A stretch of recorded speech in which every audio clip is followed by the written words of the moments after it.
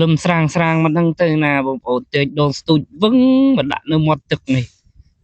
ក៏ត្រីរមហូបហ្នឹងបងប្អូនសុកសែយើងខែនេះជួនស្រូវជួនអីហើយចឹងបាទមកដងស្ទូចនៅបឹងក្រន់បានស្លមជូរបុកកសាំងនេះប៉ុណ្ណឹងបងប្អូន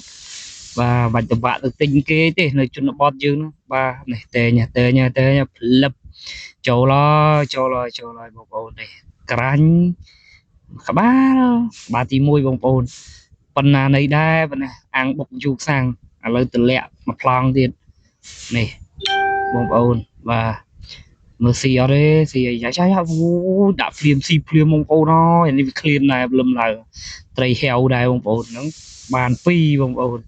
ឥឡូវដាក់មកប្លង់ទៀតបងប្អូនមើលយ៉ាស៊ីលើបងប្អូនយូរឯត្រីហ្នឹងហែវវាលឹមឡើងណែយ៉ាស្លាប់ជាប់បាត់ទៅហើយបងប្អូនអើយខ្ចាយទឹកណាជួយអានេះត្រីអីចេះអំបិលបាត់ដាច់មាត់បាត់ទៅហើយបងប្អូនអើយ